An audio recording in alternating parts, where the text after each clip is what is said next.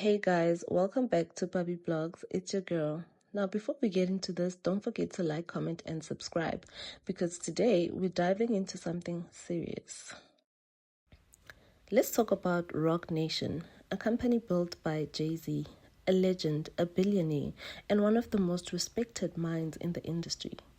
But lately, there's been a lot of conversation about artists, direction, and about controversies surrounding the company itself. Let's start with the artist because this is where the pattern really starts to show. Roc Nation has had access to incredible talent, yet many of them didn't fully thrive under the label. For example, Wale, a lyricist, a storyteller, a hitmaker, but his career always felt like it was missing that final push into stardom. Secondly, we have Meek Mill, a powerful voice in hip-hop culture.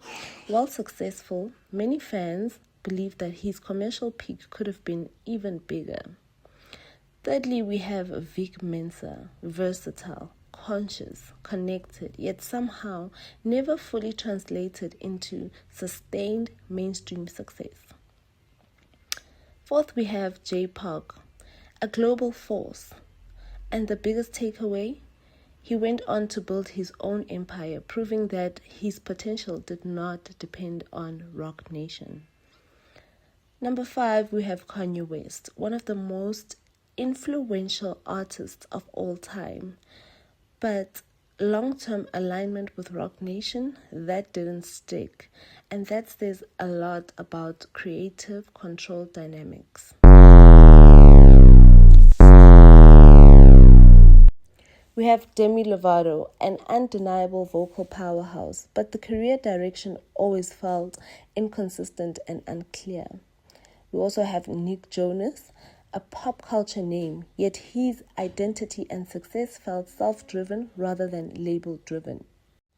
Nasty C, a huge moment for African hip-hop, but many expected a stronger global breakout after signing. Mind you, Nasty C is a great lyricist, okay? And then we also have Tiwa Savage, a global Afrobeat icon, but Roc Nation had the opportunity to push her into full global domination, and yet it feels like that didn't fully happen. When you step back and look at all these names, you start to see it. High potential artists, global stars, cultural icons, cultural voices, and yet many were left or thrived outside the system. That is not random, it is a pattern. Now let's talk about the other side of Roc Nation, the controversies. Everything mentioned here is based on public reporting and discussions. These are not personal claims. This is just a breakdown of what's been circulating in the media. Nicki Minaj and the CEO drama. There's been a lot of public tension involving Nicki Minaj and Roc Nation CEO Desiree Perez. Nicki has publicly supported Perez's daughter in a legal dispute, turning it into a wider conversation about the company's leadership.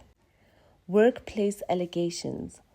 Reports from former employees, including Raheem Palmer, describe low pay, heavy reliance on unpaid intern, and high-pressure environments. Some former staff have described the workplace as toxic with high turnover and dissatisfactions. These claims are based on public reporting, employee accounts, and not speculation. There have also been broader discussions about exploitation in entertainment, how difficult it is to break into the entertainment industry, and whether companies like Roc Nation contribute to that system. Jay-Z and Epstein files context. Now, this is very important and needs to be handled carefully. Jay-Z's name appeared in the documents related to Jeffrey Epstein. However, these were unverified tips submitted to authorities. There is no evidence of wrongdoing. No charges or investigations are linked to him. So it's important to approach this with context, caution, and not assumptions. Here's the thing, Roc Nation is still one of the most powerful companies in entertainment, and it has been home to global icons like Rihanna, Kanye West, J. Cole, which is why this conversation matters, because we don't want to see a company with that level of influence, sideline, or neglect talent. We want to see it build artists, nurture creativity, and actually push people to their full potential. And honestly, a lot of people are hoping that Jay-Z takes a closer look at what's going on and brings the focus back to what made Roc Nation a powerhouse that it was. But I want to hear from you. Do you think Roc Nation is dropping the ball? Or are they just evolving into something bigger than music, like sports, artist management, and? Let's talk in the comments, and don't forget to like, comment, and subscribe, and I'll see you in the next one. It's your girl P, and I'm out.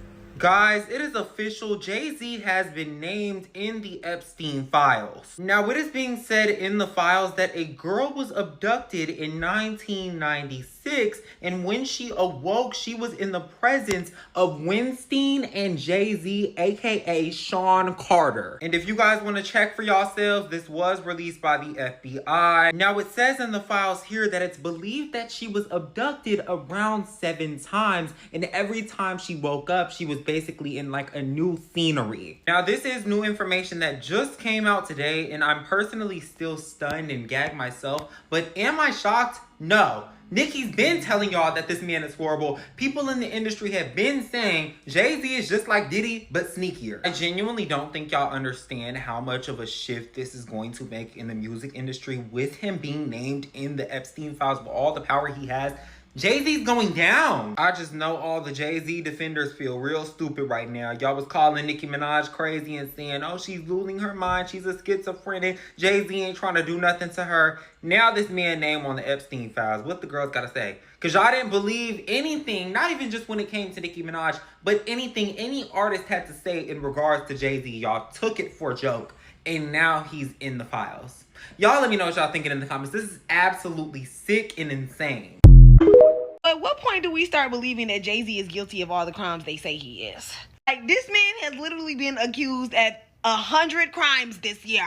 And every single time y'all said, no, they just trying to take a well-to-do black man down. They just trying to tarnish his name. Well, folks, I think we've hit the end of the road. Because this man is named in official FBI documents. You can't glaze over this one. You can't say somebody money hungry. You can't say somebody out to just take him of all his wealth and status. I've been asking for the names on them Epstein files. Now you got them. Why are y'all quiet? I've noticed that a lot of the big creators are silent. So my next question, were you silent or were you silenced? How big are the checks? I need to know right now. How big are the checks?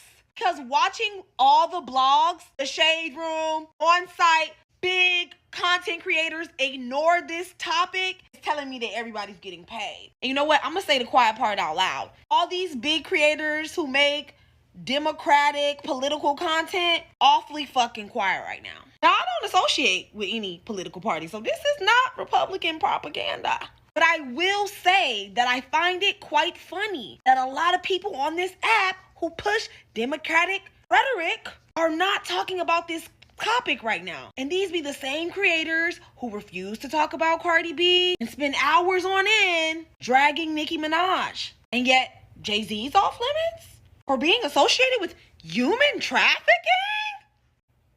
The checks must be in the 6 figures. See, I see this agenda for what it really is. Everybody on this little app is for pay. Everybody on this motherfucker work for somebody. And I don't trust nobody on this motherfucker with a blue check.